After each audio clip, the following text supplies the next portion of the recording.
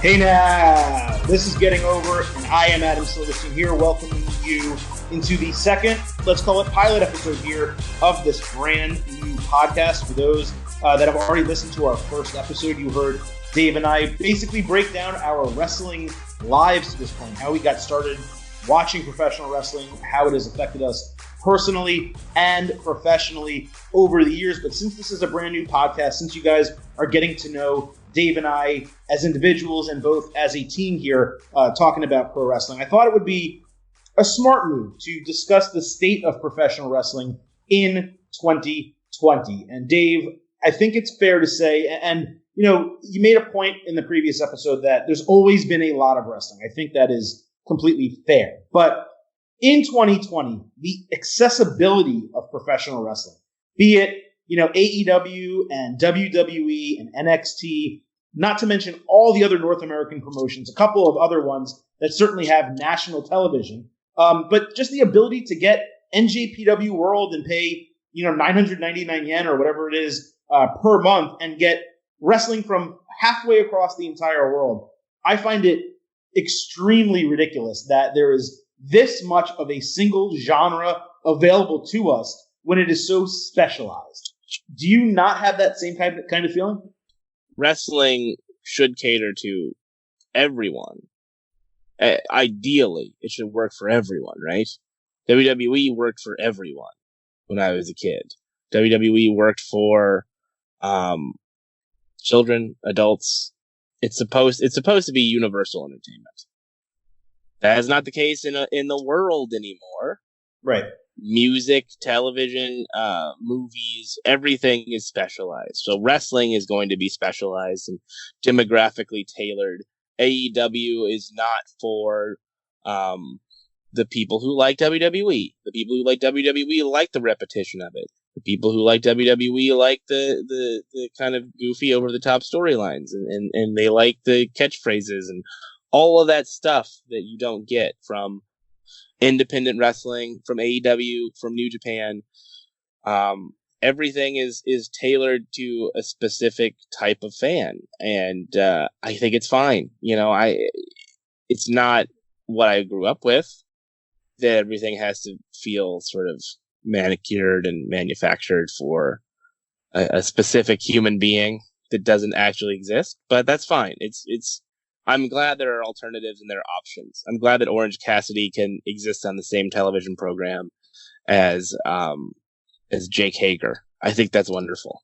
Well, I first want to say I don't think that's a necessarily fair characterization of WWE fans, because I am someone who watches WWE. I watch NXT, I watch AEW, and I enjoy all three. Now, in any given week, I can easily tell you that AEW may be the best product that I've seen on television. But that doesn't mean that's the same thing every week. And I do think that even within WWE, and we can maybe, you know, bridge this into a talk about the state of WWE these days, I don't think WWE from one brand to the next is consistent. Obviously, you have NXT, which is this outlier.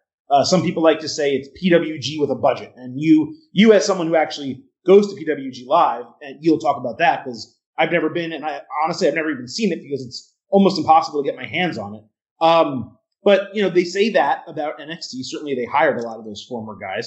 But even for me these days, Dave, Raw and SmackDown to me are completely different shows. And I know for some, whether you're a lapsed fan or whether you're someone who's just annoyed with WWE and you want to completely focus your attention on AEW these days, that you may not notice that. But when you watch SmackDown on Friday nights, it is catering to that exact audience you're talking about. The audience that likes catchphrases. They want to hear Michael Cole talk about the big dog and it's boss time. They don't mind that Goldberg's back, and they're okay with those types of storylines. But when you look at Raw on Monday nights, I see them developing new characters. I see them trying to put together different, more unique, perhaps even a little bit more adult storylines. And I feel that the Raw audience these days in 2020, you couldn't say the same thing, 12 months ago, but in 2020 is being treated with a respect that the SmackDown audience is kind of almost fed the dog food that they put on television and said, you're going to watch anyway because it's on Fox and you're going to like it. Are you able to make that same distinction, or are you perhaps a little too jaded from WWE? No, I think Raw is definitely better. I think, they've made a lot of really astute choices. Drew McIntyre being given the mega push to the moon is a smart choice. Why it had to be him and not someone else? Who knows? Right. I asked this question on my newsletter this week of, hey, Drew McIntyre is great, and we all kind of saw this coming. Once he started doing squash matches and getting to cut promos and turning babyface, sort of, it's like, yeah, this is probably going to be the guy for Brock at WrestleMania. We were right. But why him? What did he show Vince that Vince hadn't seen in 50 other guys? In Kevin Owens or in Seth Rollins or in Finn Balor or any number of people. Why him? We'll never know. It could be just, he humbled himself in the right way, or because he got shredded, or Paul Heyman really likes him. Who knows? Nobody's going to ever find out because we're not there. I'm not there anymore. So I see the differences. I see Aleister Black getting a push. I see AJ Styles still being positioned and protected and being able to do his thing, and actually being able to get the OC to get Gallows Anderson on television, which was harder than you think to get those two dudes on TV. You could have pitched them a million different ways, a million different times. And the answer would always be, no, God, why? They're terrible. So I'm glad that they made it on TV. It's clear to me that there's more influence from Paul Heyman than there was before. I truly do believe that he has his fingers in the show more than he did when I was there, because there are people getting pushes that wouldn't otherwise have been getting pushes. It's got to be somebody. It's got to be somebody that's not Vince. Yeah, and I think when you look at SmackDown, it's clear with Bruce Pritchard kind of running that show now, that's not someone who is going to tell Vince no, historically. Absolutely not. No, he is not there. From what I could gather, he was not there to rock the boat in any way. And that is A-okay. And God bless him for his work and everything that he's given to the wrestling business. But absolutely. I don't see him as someone who's trying to steer the ship one way or the other. It's just trying to keep it from sinking. And SmackDown is more important than Raw to WWE right now, because their revenue across the board for WWE is falling, from live attendance gates to merchandise to network subscriptions. It's all falling. So the thing that's going to keep them afloat and keep their stock price high is making Fox happy. So they're going to have to. Why do you think Goldberg is the Universal Champion? They got to figure something out to keep that show from tanking in the ratings, especially during WrestleMania season. So SmackDown, unfortunately, is going to suffer from the attention that is being placed on it. Everything that gets attention at WWE gets meddled with into oblivion. Yeah, and that's very true, because when you look at really the last 4 years or so, really since the brand split, whatever the A show of WWE has been largely bad.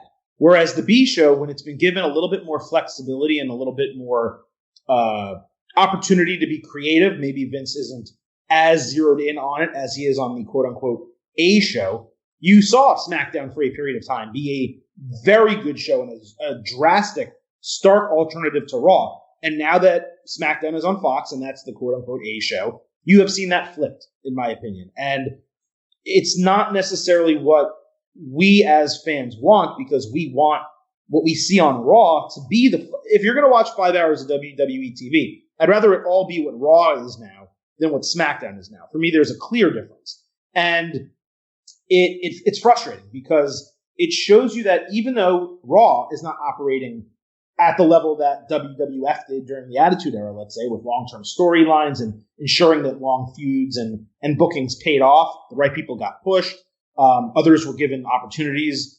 You see a little bit of that on Raw now. You don't see any of that really on SmackDown. And even when you get taste of it, like you get Mustafa Ali for a couple months, you're like, oh, wow, they're going to do something with him. Or Chad Gable, for as terrible as the Shorty G gimmick is, the fact that he was on television and you thought, wow, they might actually push this guy. And if he can make this work, maybe he does have a long-term future there. The fact that there always seems to be that obstacle that you're talking about, the thumb maybe of Vince McMahon saying these people can get over, these people can't, and that's just how it's going to be. That is, for me, the biggest negative with WWE. It's that and them consistently overreacting.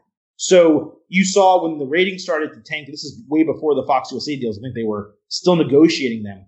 They decided to bring the 24/7 title in, which I thought was, by the way, a good idea in some ways, but not executed properly. But you also had Mick Foley come out and like say, hey, the third hour of Raw is going to be different. We're going to dim the lights and it's going to be, I forgot even what he called it. They did it for 2 weeks. They got rid of it. They quickly end storylines when they don't think it's working rather than trying to pay them off and then turning them in a different direction. They take The Fiend, who was over as all hell, and they put him in a title match for no good reason. And then they give it the worst possible booking because now Vince is involved in it. And it's not just the more organic nature of whoever signed off on Bray, and maybe you can even tell me, Bray being able to be as creative as he was with the introduction of The Fiend. Once that process ended and they decided, oh, we're going to strap a rocket to him and we're actually going to go with this, you could drastically see the differences in his vignettes and how the character was portrayed on television. So I think that's my biggest issue with WWE these days. It's not just that they don't have the foresight to book long term, but it's when things are happening, if they're not 100% over, they're going to stomp their foot on it, end it, and just go with the old tried and true. We're going to keep giving you Roman Reigns and Baron Corbin rather than, you know what, Sheamus is back. Let's put him in a feud with Reigns right away. Let him get a win over Reigns, and then maybe let Reigns get a win back 2 or 3 months down the line. Yeah, I will dispel one thing, though. Vince McMahon pays attention to everything. There's this idea that like, oh, when SmackDown's good, Vince isn't paying attention. Well, he's always paying attention. If he wasn't, believe me, there were a lot of people who wouldn't have quit or been fired from SmackDown if Vince McMahon was not paying attention. He 100% pays attention to everything. Mm-hmm. He pays attention less to some things. He'll let some things go if he's got a dinner reservation or something. But he certainly pays attention. My God, I mean, there were so many times where I thought we came up with something really good, a really cool idea, and it was like, let's not do that. Let's not do that. And then it comes back and it's changed, and it's more formula than what we wanted it to be. So he paid attention to SmackDown, the whole time, because he was a character on TV when I was there. He was still performing. He was Mr. McMahon, and he was working with Kofi and getting that whole story over. So he was stretched pretty thin at the time, but he was still participating heavily in the creative, and I'm sure he still does today. I've heard all the rumors that he's pulling away and that kind of thing, but I have no idea if that's true or not. But he certainly was involved when I was there, and was the end all be all for everything. As for like pushes starting and stopping or stories getting dropped, he's also got a short attention span, right? And he gets bored with stuff, and he thinks some things are not good. Shorty G. I don't know. This is breaking news. It probably isn't, because if it was breaking news, I'd probably get in trouble. But Shorty G was his idea. Oh, of course it was. Yeah. He wanted. There's no one else that came up with that gimmick other than Vince. Here's the thing: he's short, and he should be short, and people should make fun of him for his size. So, that was his idea. Of course, he was going to get a push, and he was going to be on TV. That came from the chairman himself. But eventually, it doesn't work, or there's another shiny object for him to play with. That's going to get pushed. Or here's another example, or another theory. Actually, another theory about what happened is maybe he is pulling away. Maybe he has decided, I'm old, XFL is happening. I need to focus on that. Bruce, Paul, you're in charge. I'll read and review everything, but for the most part, you guys can do whatever you want. And maybe Bruce Pritchard's like, Shorty G, sorry. Bruce Pritchard looks at it and says, Shorty G sucks. This is bad. I don't want this on my television show. And then Shorty G gets kicked off TV. Maybe he doesn't like Mustafa Ali. Vince McMahon liked the whole Mustafa Ali gimmick. He thought he had potential. There was a lot of interest in the company in pushing that guy, giving him TV time, giving him vignettes. I know one writer was especially excited about working with Mustafa Ali. I won't say who it is because he might end up listening to this one day. If you know who you are, I don't like you as a person. Just want that to be clear. All right, burning bridges already. This is a good start. There are no bridges to burn. I wouldn't if they offered me the job of head writer of Raw tomorrow, I would say no. Are you kidding me? I'm not stupid. Anyway, it's clear that there was regime change, and there was. Yeah. People left. I was not the only one to get fired after WrestleMania. People quit before WrestleMania. People got fired after WrestleMania. There are probably a lot of people there that I did not work with. My ex-wife texted me and said, "Do you know this guy? I just matched with him on a dating app." And I was like, "Oh yeah, I worked with him at WWE. He's in LA now. He must have been fired." So it's like, yeah, there's a whole new staff there. There are new people. I don't even know if the guy that I'm referring to that I didn't like is still there, but he probably is because he's a sneak.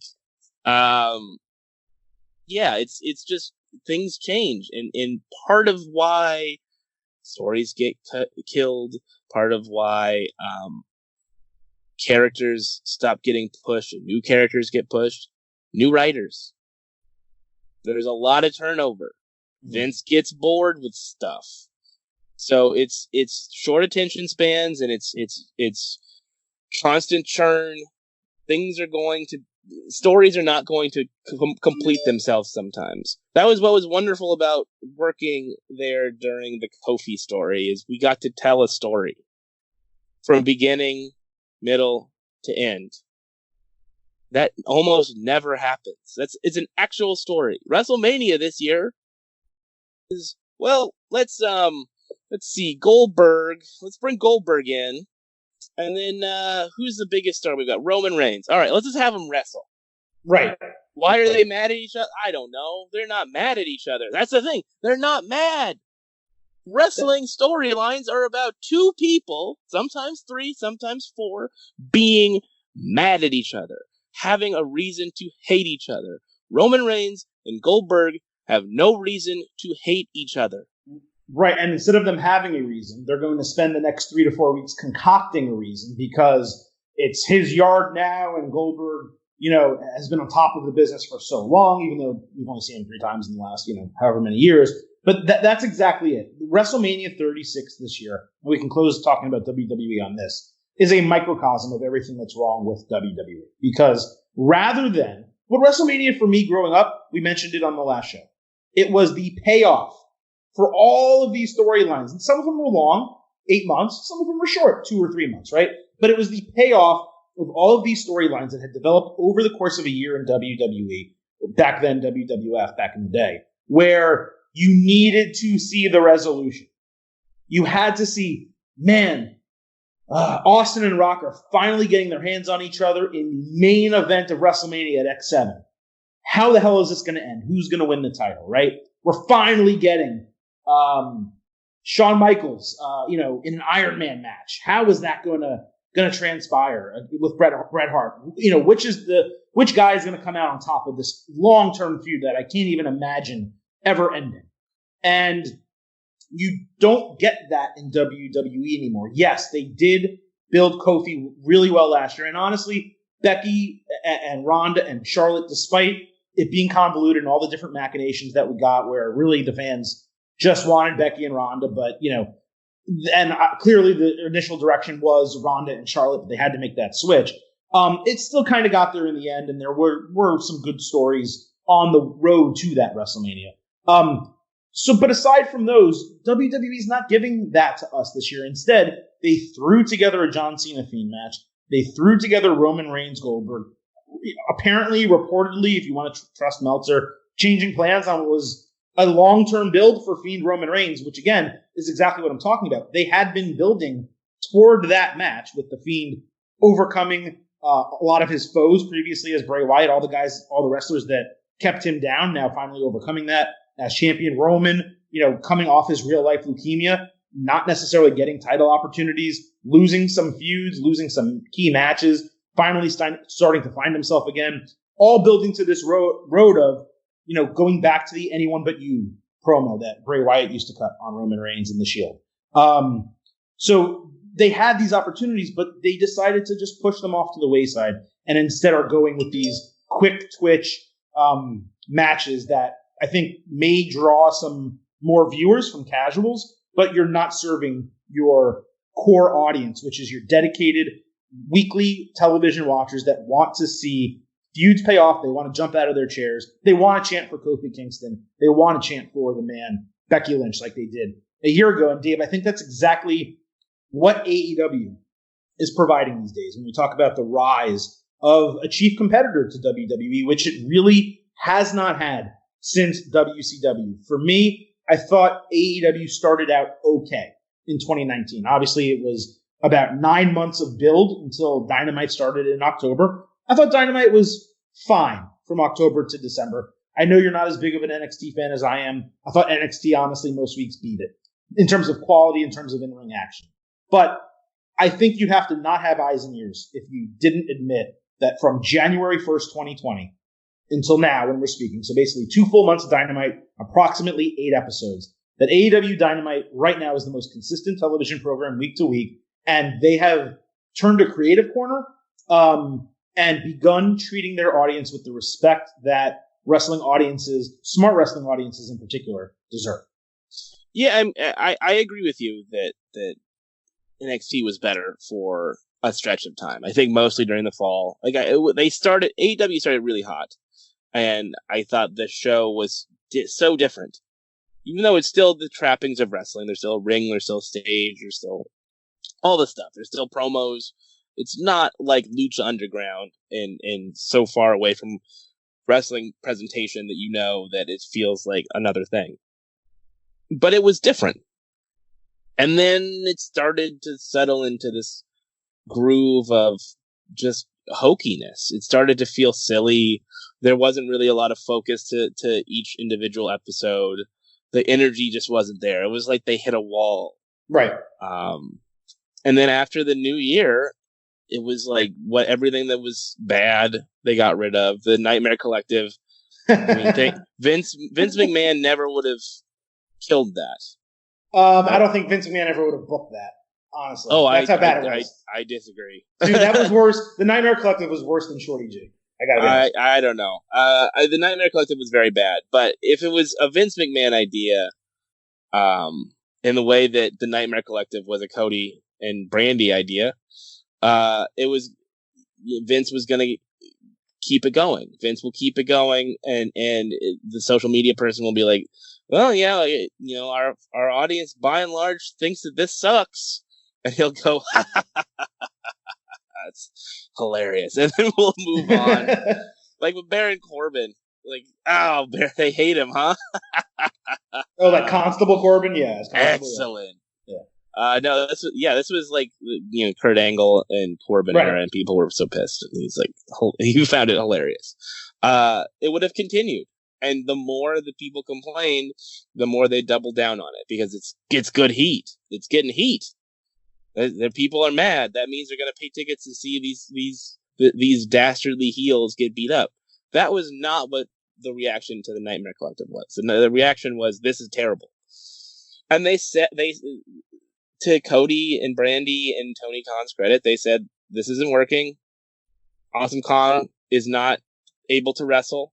She's going back to do Glow. Let's just kill it now because it's not ever going to work. And they did it. They killed it. It was great. And they didn't just get rid of it. They gave a rational explanation for why it went away. Brandy talked about why it didn't work from a shoot perspective in interviews. And everybody was like, okay, yeah, it didn't pay off really, other than, a couple segments on Dark and then some weird vignettes. And that is what AEW does. The WWE doesn't do. And also, the storylines are compelling. And they continue, and there is depth to it. Not depth in the way that you watching Better Call Saul, it has depth. This is not prestige television. But what it is an ongoing soap opera. That is what they say about wrestling all the time. It is a soap opera. Well, that is not the case with WWE. WWE is not a soap opera. It is a collection of events that occur. Right. So when they airlift Goldberg in, Goldberg wrestles Roman Reigns, I will grant you, Goldberg and Roman Reigns is going to be more appealing to a casual audience tuning in during WrestleMania season than Goldberg and The Fiend. Because people will look at it and say, who is this guy in the mask wrestling Roman Reigns? This is weird. I don't know what this is. Or they'll watch and they'll be like, okay, that's fine. But Goldberg, it's like, oh, Goldberg. I remember Goldberg from being a kid. I love Goldberg. He's so neat. I remember when he wrestled Hulk Hogan. So that gets people. But then it's over, right? Then it's done. Roman Reigns wins the title, presumably, and we all move on with our lives. Goldberg goes back to Colorado or wherever he lives, and we'll see him again at SummerSlam. But you can't keep an invested fan that excited about wrestling when there are no storylines or payoffs. And you certainly can't keep a casual fan if Goldberg shows up for 2 months and then goes away. Then that means you don't need to watch the rest of it. They've created a situation where you don't have to watch Raw every week. Or SmackDown every week. But that's the thing, because it's not that bringing Goldberg in for 2 months is bad. It's that if I agree, it's fine. Totally fine. Do it. If you're going to do it, you have to. It doesn't take much brain power. It really doesn't, to have some minor storyline behind it. Like, think about all the years that Undertaker came back only for WrestleMania. They figured out a way for him to return where it made sense, and then had the match, and usually he won, obviously, except with the exception of Brock and then Roman.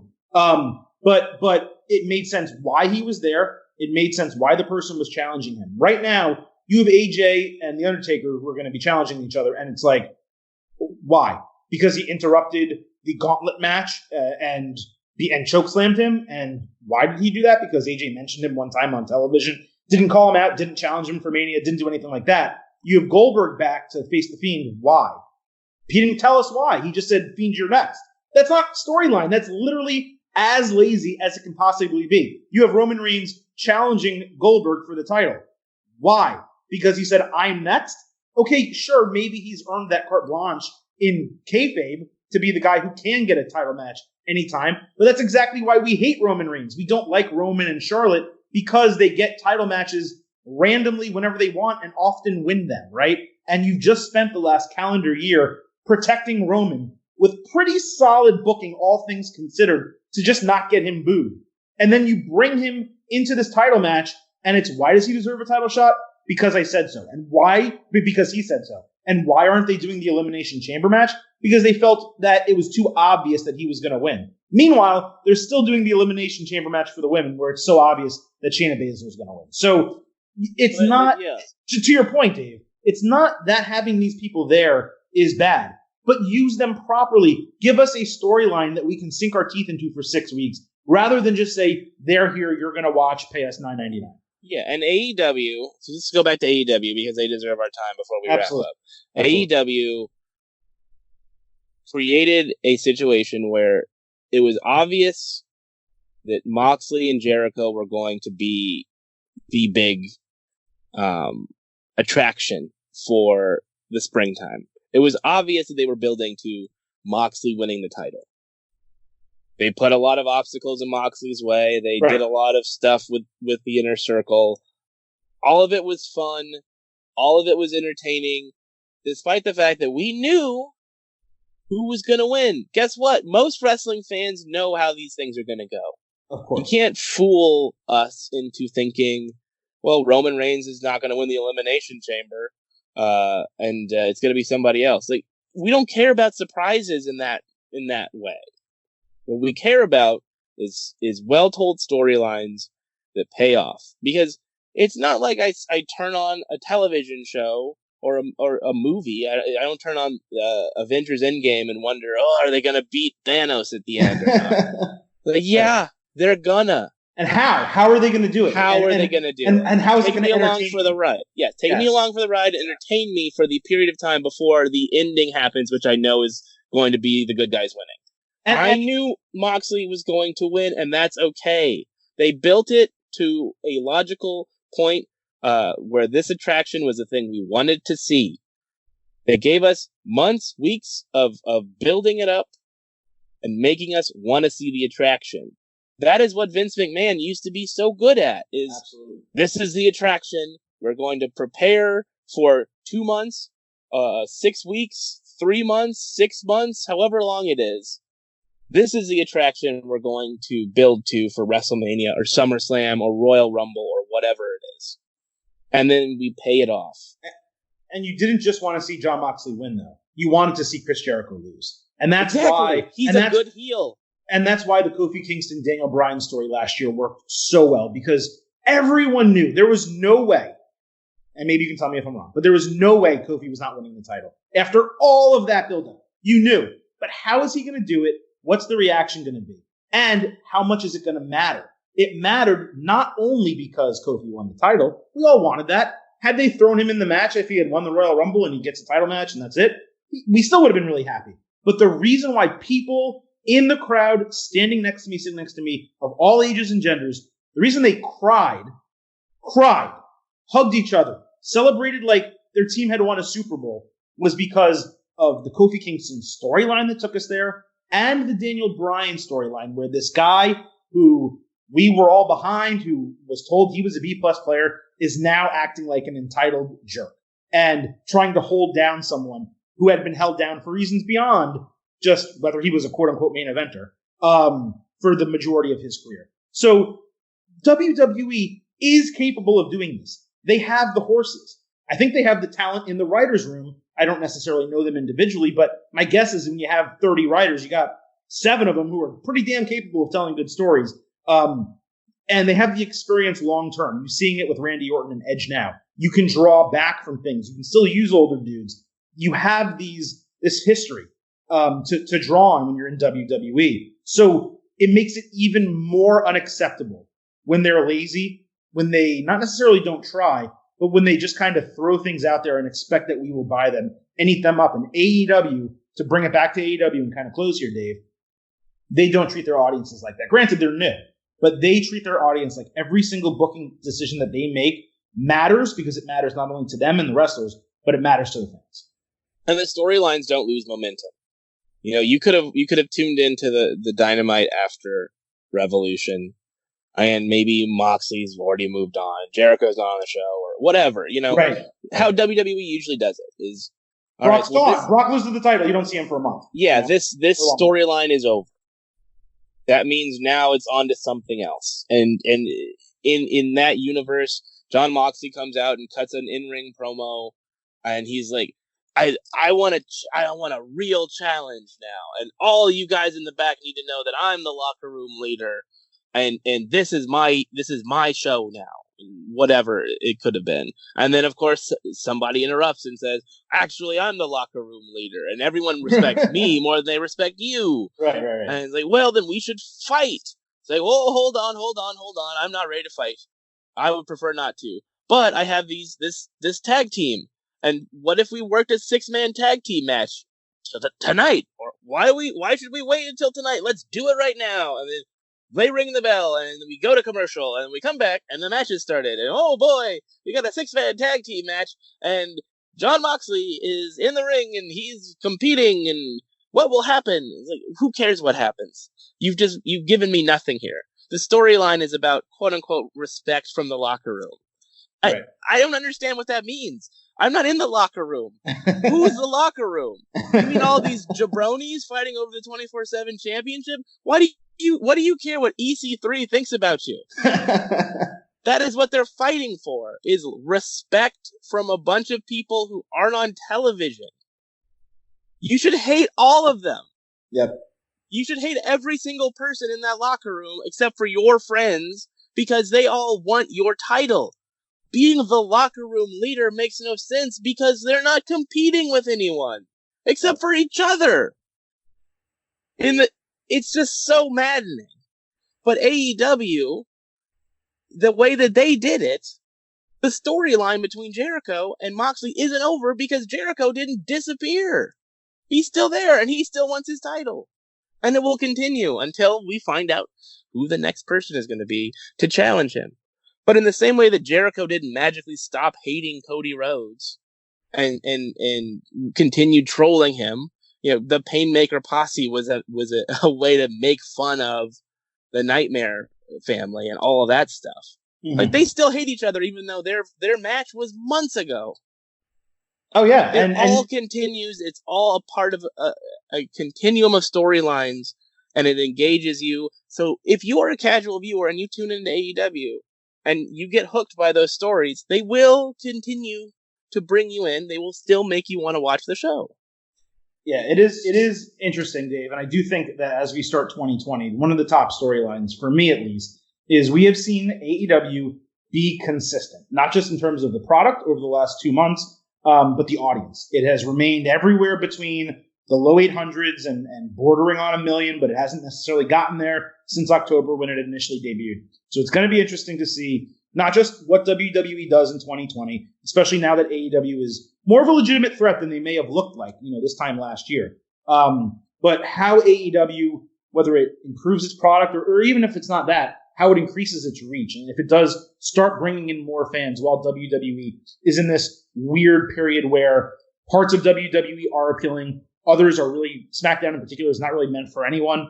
And NXT is this really unique, completely different brand of wrestling that we didn't actually talk about on either of these shows. But for me, for those of you that have listened to me long term, no, it's actually my favorite brand of professional wrestling in North America as of right now. But that was our look at the state of wrestling in 2020. There's going to be a lot more coming from Getting Over Wrestling Podcast over the next days, weeks, and months. So stay tuned. There will be new episodes dropping very soon. Please follow us on Twitter at Getting Overcast. You can follow me at Silverstein Adam. You can follow him at Dave_Schilling. And Dave also has a wrestling newsletter with 2 issues out every week. Dave, how can they subscribe to that?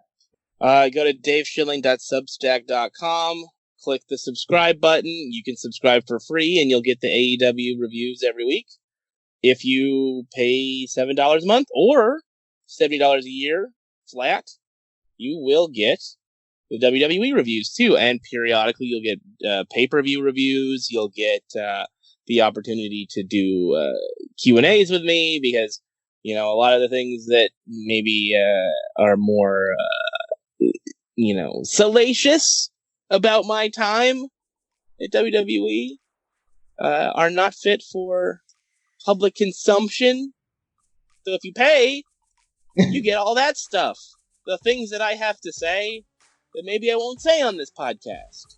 They don't want people to know about that stuff. Maybe I'll even use the name of the person that I don't like who's in WWE.